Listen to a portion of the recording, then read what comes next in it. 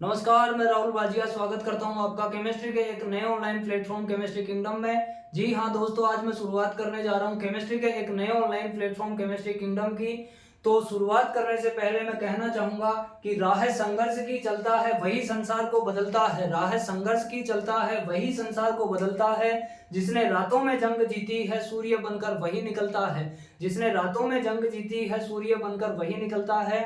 तो आइए हम भी शुरुआत करते हैं केमिस्ट्री में एक नई जंग की, नए संघर्ष की, नए युद्ध की। लेकिन याद रहे, ज्ञान के सभी अस्त्र शस्त्रों के साथ हमें इस युद्ध में विजय पताका पहनानी है। तो आइए शुरुआत करते हैं हमारी रसायन विज्ञान यानी केमिस्ट्री को बेहतर बनाने के लिए। तो सबसे पहला सवाल ये होता है कि केमिस्ट्री सीखने के लिए, रसायन विज्ञान सीखने के लिए सबसे जरूरी क्या होता है, सबसे पहले हमें क्या सीखना चाहिए। तो इसीलिए लेकर आया हूं मैं आज जीरो लेवल बेसिक केमिस्ट्री।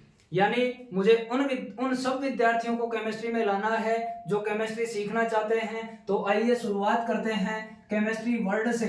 तो सबसे पहली चीज ये है कि केमिस्ट्री है क्या, रसायन विज्ञान क्या है, केमिस्ट्री है क्या। सबसे जरूरी चीज, सबसे पहली चीज जो है वो क्या है, केमिस्ट्री क्या है, रसायन विज्ञान क्या है, रसायन विज्ञान क्या है। तो एक सरल भाषा में कहें तो पदार्थों का अध्ययन करना ही क्या है, केमिस्ट्री है। पदार्थों का अध्ययन करना ही क्या है, केमिस्ट्री है। या पदार्थों का ज्ञान ही क्या है, केमिस्ट्री है। या पदार्थों का विज्ञान ही क्या है, केमिस्ट्री है। एक सीधी भाषा में कहें तो रसायन विज्ञान विज्ञान की वह शाखा होती है जिसके अंतर्गत पदार्थों का अध्ययन किया जाता है। तो अब हम पदार्थों का तो अध्ययन कर रहे हैं, लेकिन ये पदार्थ है क्या, ये पदार्थ है क्या।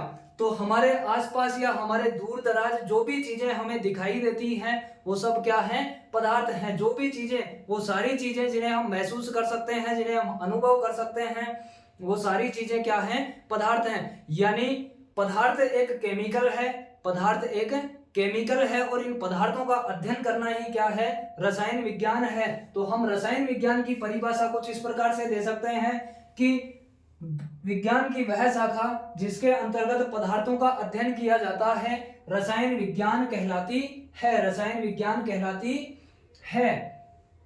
और पदार्थ वह जो क्या करता है, स्थान घेरता है, जिसमें द्रव्यमान होता है, जो पृथ्वी के गुरुत्वाकर्षण बल से आकर्षित होता है, जिसे हम महसूस या अनुभव कर सकते हैं, वो सारी चीजें क्या हैं, पदार्थ हैं। वो सारी चीजें क्या हैं, पदार्थ हैं। तो रसायन विज्ञान और पदार्थ की परिभाषा हम इस प्रकार से दे सकते हैं। सबसे पहले रसायन विज्ञान क्या है, तो रसायन विज्ञान की परिभाषा क्या होगी, रसायन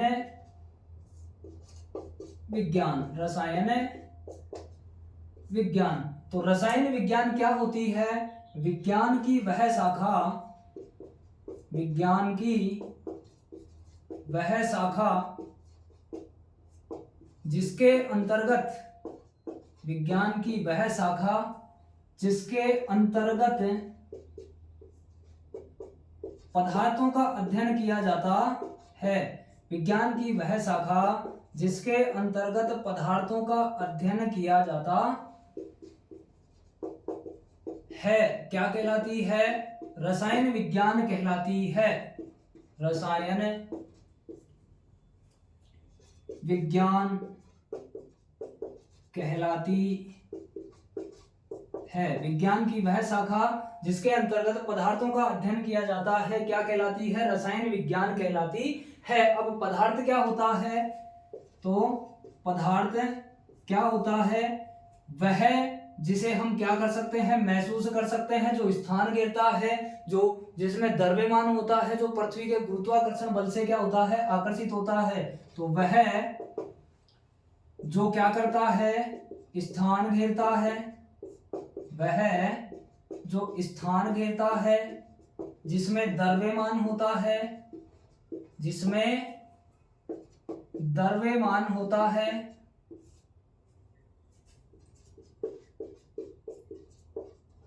जो गुरुत्वाकर्षण बल से आकर्षित होता है, गुरुत्वाकर्षण बल से या गुरुत्वाकर्षण बल की ओर आकर्षित होता है।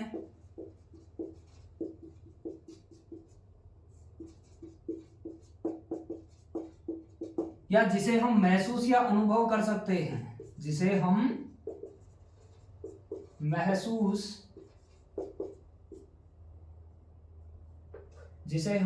महसूस या क्या कर सकते हैं, अनुभव कर सकते हैं, वो सारी चीजें क्या हैं, पदार्थ हैं। वो सारी चीजें क्या हैं, पदार्थ हैं। तो उसे क्या कहते हैं, पदार्थ कहते हैं, पदार्थ कहते हैं। अब रसायन विज्ञान में, केमिस्ट्री में हम 3 प्रकार से पदार्थों को पढ़ते हैं। पहला तत्व, दूसरा यौगिक और तीसरा होता है मिश्रण। पहला तत्व, दूसरा यौगिक और तीसरा मिश्रण। जो तत्व और यौगिक होते हैं वो शुद्ध होते हैं, जो तत्व और यौगिक होते हैं वो क्या होते हैं, शुद्ध होते हैं। जबकि मिश्रण कैसा होता है, मिश्रण अशुद्ध होता है। तत्व और यौगिक शुद्ध होते हैं जबकि मिश्रण अशुद्ध होता है। अब इन तत्वों को पढ़ने के लिए, सबसे पहले इन तत्वों को पढ़ने के लिए या फिर केमिस्ट्री को पढ़ने के लिए, रसायन विज्ञान को पढ़ने के लिए हमें क्या पढ़ना जरूरी है, तो तत्वों को पढ़ने के लिए सबसे पहले हमें आवर्त सारणी पढ़नी होगी। अब आवर्त सारणी के क्या लाभ हैं, आवर्त सारणी का सबसे पहला लाभ तो यही है कि आवर्त सारणी से हम तत्वों का वर्गीकरण कर सकते हैं। आवर्त सारणी से हम क्या कर सकते हैं, तत्वों का वर्गीकरण कर सकते हैं, तत्वों की संयोजकताएं ज्ञात कर सकते हैं, तत्वों की संयोजकताएं ज्ञात कर सकते हैं, तत्वों के गुणों के बारे में पता लगा सकते हैं, यानी तत्वों के गुणों की जानकारी होगी हमें आवर्त सारणी से। और तत्वों में, अलग अलग तत्वों में समानता और असमानता का ज्ञान होगा। समानता तथा असमानता का हम निर्धारण कर सकते हैं। आवर्त सारणी के माध्यम से हम क्या कर सकते हैं, तत्वों का वर्गीकरण कर सकते हैं, तत्वों की संयोजकताएं ज्ञात कर सकते हैं, तत्वों के गुणों की जानकारी, रासायनिक गुण क्या है, भौतिक गुण क्या है, वो सारी चीजें हमें आवर्त सारणी से मालूम होती हैं। उसके बाद तत्वों में, अलग अलग तत्वों के गुणों में क्या समानताएं हैं, क्या असमानताएं हैं, उन सब चीजों का हम निर्धारण कर सकते हैं। आवर्त सारणी के बाद हम पढ़ेंगे लुईस डॉट संकेत, जो किस प्रकार से बनाए जाते हैं, कैसे बनाए जाते हैं, क्यों बनाए जाते हैं, ये भी मैं आपको बताने वाला हूं। इसके बाद तत्वों की संयोजकता, तत्वों की संयोजकता, तो अगर हमें आवर्त सारणी में तत्वों की स्थिति पता है तो हम तत्वों की संयोजकता आसानी से ज्ञात कर सकते हैं। इसके बाद अलग अलग यौगिकों के सूत्र बनाना, अलग अलग यौगिकों के सूत्र बनाना, प्रकृति में इतने सारे यौगिक हैं, अलग अलग यौगिकों के सूत्र बनाना। तो प्रकृति में इतने यौगिक हैं जिनका हम सूत्र याद नहीं रख सकते, लेकिन हम आवर्त सारणी में तत्वों को तो याद रख ही सकते हैं। तो अगर हमें आवर्त सारणी में तत्वों के बारे में पता है, उनकी स्थिति के बारे में पता है, उनकी संयोजकता के बारे में पता है, तो हम यौगिकों के, अलग अलग यौगिकों के हम सूत्र बना सकते हैं। इसके बाद पढ़ेंगे परमाणु क्रमांक। यौगिकों के सूत्र बनाने के साथ ही हम कुछ सरल रासायनिक अभिक्रियाएं बनाना सीखेंगे। सरल रासायनिक अभिक्रियाएं बनाना सीखेंगे। क्या, यौगिकों का सूत्र बनाने के साथ साथ हम सरल रासायनिक अभिक्रियाएं बनाना सीखेंगे। इसके बाद परमाणु क्रमांक व परमाणु भार। तो जैसे जैसे हमें आवर्त सारणी याद होगी उसके साथ ही हमें परमाणु क्रमांक भी याद होगा।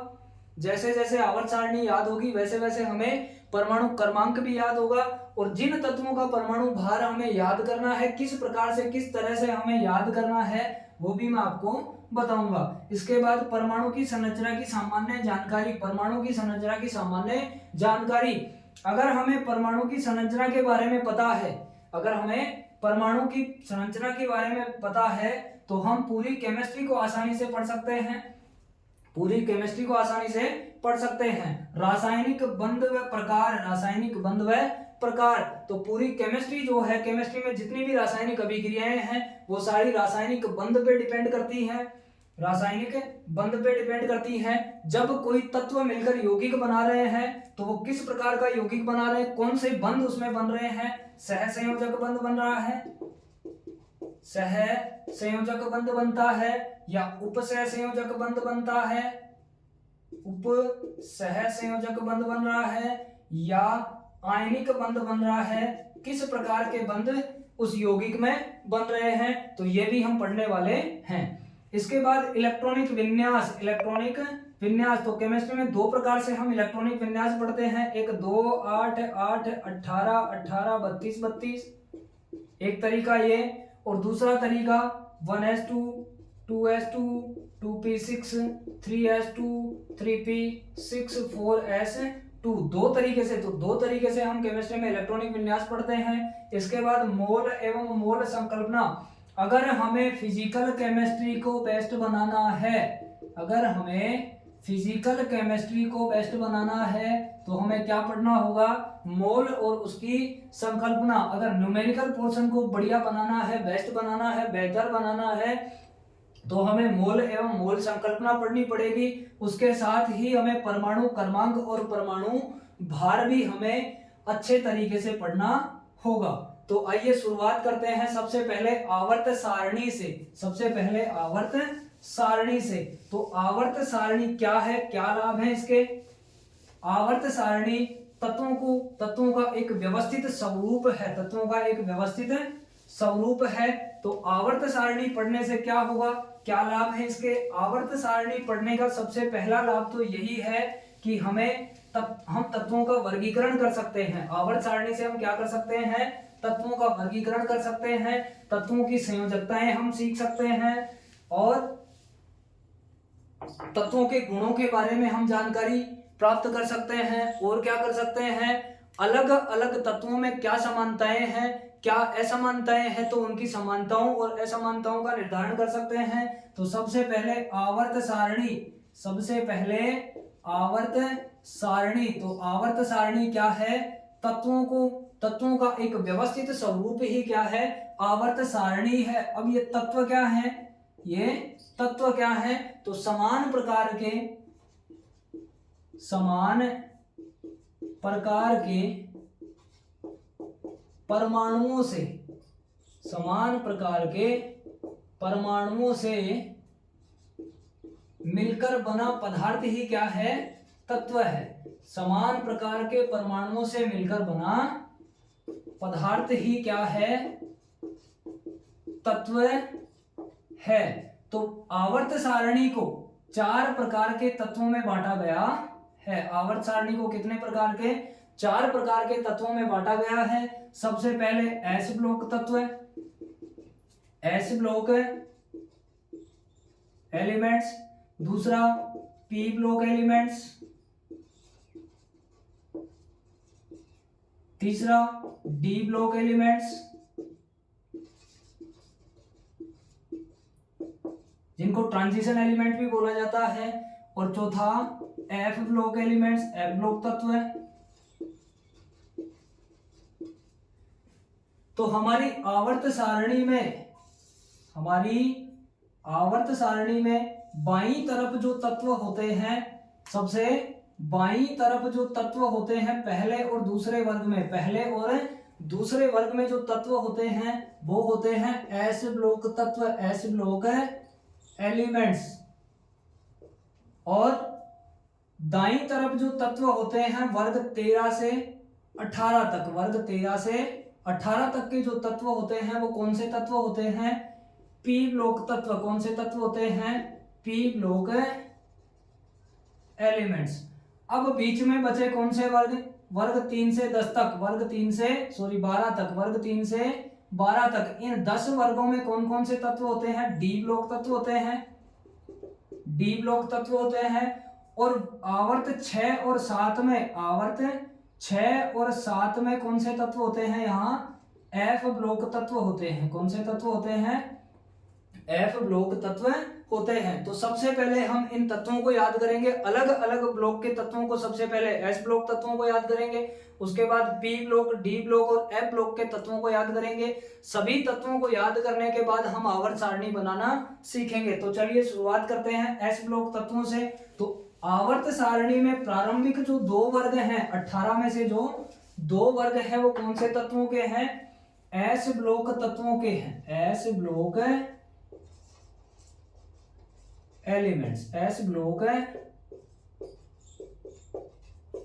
तत्व है। तो आवर्त सारणी में कौन से वर्ग हैं, प्रारंभ के कितने वर्ग हैं, दो वर्ग, और दो वर्ग भी कौन कौन से, पहला और दूसरा। पहले को बोला जाता है फर्स्ट ए और दूसरा होता है सेकंड ए। तो प्रारंभिक जो दो वर्ग हैं वो कौन से तत्वों के हैं, एस ब्लॉक तत्वों के हैं। अब पहले वर्ग में एस ब्लॉक तत्वों का कौन सा वर्ग, पहला वर्ग, जिसको बोला जाता है फर्स्ट ए। तो इस फर्स्ट ए वर्ग में कौन से तत्व आते हैं, इनको याद करने का सबसे आसान तरीका क्या है, तो इनको याद करने का सबसे आसान तरीका है लीना का रब से फरमान, है लीना का रब से फरमान। तो है लीना का रब से फरमान क्या मतलब हुआ इसका, है हाइड्रोजन, लिथियम, ना सोडियम के पोटेशियम, रब रुबिडियम से सीजियम और फरमान फ्रांसियम। तो है लीना का रब से फरमान hydrogen, lithium, sodium, potassium, rubidium, caesium और फ्रांसियम। दूसरा तरीका, है लीना ने कहा रूबी सजी फिरे, है लीना ने कहा रूबी सजी फिरे। एक और तरीका क्या है लीना के रबड़ी से फ्रूट निकला, है लीना के रबड़ी से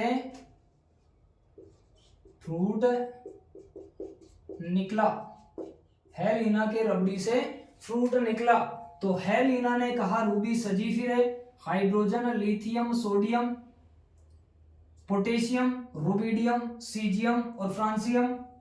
hydrogen, lithium, sodium, potassium, rubidium, caesium और फ्रांसियम। तो तीन तरीके हो गए इसको याद करने के, है लीना का रब से फरमान, है लीना ने कहा रूबी सजी फिरे, है लीना के रबड़ी से फ्रूट निकला। तो किसी भी तरीके से आप पहले वर्ग के तत्वों को याद कर सकते हैं। तीन तरीके मैंने बता दिए, या फिर आपका इनसे भी बढ़िया कोई, इनसे भी अच्छा कोई आपका खुद का तरीका है तो उस तरीके से भी आप इन तत्वों को याद कर सकते हैं। अब आवर्त सारणी के एस ब्लॉक के दूसरे वर्ग के तत्व, कौन सा वर्ग है, दूसरा वर्ग, और दूसरे वर्ग को बोला जाता है सेकंड ए वर्ग। कौन सा वर्ग बोला जाता है, सेकंड ए वर्ग। अब इन तत्वों को याद करने का आसान तरीका क्या है, तो देखिए, बेटा मांगे काला शर्ट, बेटा मांगे काला शर्ट, बाप राजी, बेटा मांगे काला शर्ट, बाप राजी। तो बेटा बेरिलियम मांगे मैग्नीशियम, काला कैल्शियम, शर्ट स्ट्रांसियम, बाप बेरियम और राजी रेडियम। तो बेटा मांगे काला शर्ट, बाप राजी, beryllium, magnesium, calcium, strontium, barium और रेडियम। दूसरा तरीका, बेटा मांगे कार, स्कूटर, बाप राजी, बेटा मांगे कार, स्कूटर, बाप राजी। तो बेटा बेरिलियम मांगे magnesium, car, calcium, scooter, strontium, बाप बेरियम, राजी रेडियम। तो इस प्रकार से हम एस ब्लॉक के दोनों वर्गों के, पहला वर्ग और दूसरा वर्ग, इस प्रकार से हम एस ब्लॉक के दोनों वर्गों के तत्वों को, या आवर्त सारणी के प्रारंभिक दो वर्गों के तत्वों को हम इस प्रकार से याद कर सकते हैं। अब ये तो हुआ, ये तो क्या किया हमने, एस ब्लॉक के दोनों वर्ग के तत्वों को याद कर लिया। अब बात ये है, सवाल ये है कि इन दोनों वर्ग के तत्वों को आवर्त सारणी में किस जगह पर स्थान दिया जाए या किस स्थान पर रखा जाए। तो आवर्त सारणी के प्रारंभिक जो दो वर्ग होते हैं, या सबसे बाईं तरफ इन तत्वों को रखा जाता है। आवर्त सारणी में सबसे बाईं तरफ पहले और दूसरे वर्ग में, पहले और दूसरे वर्ग में इन तत्वों को रखा जाता है। हमें पता है कि आवर्त सारणी में 7 आवर्त होते हैं और 18 वर्ग होते हैं। 7 क्या होते हैं, आवर्त सारणी में 7 वर्ग, 7 आवर्त होते हैं और 18 वर्ग होते हैं। सबसे पहले पहला वर्ग और पहला आवर्त, ये हुआ दूसरा आवर्त, तीसरा आवर्त, चौथा आवर्त, पांचवा आवर्त, छठवां आवर्त, और ये 7वां आवर्त। तो पहले वर्ग और पहले आवर्त में यानी आवर्त सारणी का सबसे पहला जो तत्व है वो कौन सा है? हाइड्रोजन। कौन सा है? हाइड्रोजन। फिर दूसरे आवर्त में और पहले वर्ग में कौन सा तत्व है? लिथियम। तीसरे आवर्त और पहले वर्ग में कौन सा तत्व है? सोडियम। चौथे आवर्त और पहले वर्ग में कौन सा तत्व है? पोटेशियम। फिर पांचवें आवर्त और पहले वर्ग में कौन सा तत्व है? रुबिडियम। इसके बाद छठवें आवर्त और पहले वर्ग में सीजियम। सातवें आवर्त और पहले वर्ग में फ्रांसियम। तो ये तो हुए एस ब्लॉक के पहले वर्ग यानी फर्स्ट ए वर्ग के तत्व, फर्स्ट ए वर्ग के तत्व। अब दूसरा वर्ग कहां से शुरू होता है? दूसरा वर्ग जो है वो दूसरे आवर्त से शुरू होता है। दूसरा वर्ग जो है वो दूसरे आवर्त से शुरू होता है। दूसरे वर्ग में कितने तत्व होते हैं? दूसरे वर्ग में 6 तत्व होते हैं, जबकि पहले वर्ग में कितने तत्व होते हैं? 7 तत्व होते हैं। और पहले आवर्त में केवल 2 ही तत्व हैं, जिनमें एक हाइड्रोजन है जो एस ब्लॉक तत्वों में आता है, दूसरा हीलियम है जो पी ब्लॉक तत्वों में आता है। तो दूसरे वर्ग में, आवर्त सारणी के दूसरे वर्ग में, जिसको बोला जाता है सेकंड ए वर्ग, तो इसमें कौन से तत्व आते हैं? बेटा मांगे काला Salt, beryllium, magnesium, calcium, strontium और बेरियम और रेडियम। तो बेटा मांगे काला शर्ट बाप राजी, बेटा मांगे कार स्कूटर बाप राजी। तो इस प्रकार से आवर्त सारणी में बाईं तरफ या बाएं 2 वर्गों में हम एस ब्लॉक तत्वों को रखते हैं। जैसे हमने एस ब्लॉक तत्वों को याद किया, इसी प्रकार से हम पी ब्लॉक तत्वों को भी याद करेंगे, डी ब्लॉक तत्वों को भी याद करेंगे और एफ ब्लॉक तत्वों को भी हम याद करेंगे। सभी तत्वों को याद करने के बाद हम आवर्त सारणी बनाना सीखेंगे और आवर्त सारणी बनाने के बाद हम तत्वों के आवर्ती गुणों के बारे में भी पढ़ेंगे, लुईस डॉट संकेत बनाना सीखेंगे, संयोजकताएं। तो इस प्रकार से हम पूरी बेसिक केमिस्ट्री को, पहले हम पूरी बेसिक केमिस्ट्री को तैयार करेंगे। तो आज के लिए बस इतना ही, मिलते हैं अगली क्लास में, तब तक के लिए धन्यवाद।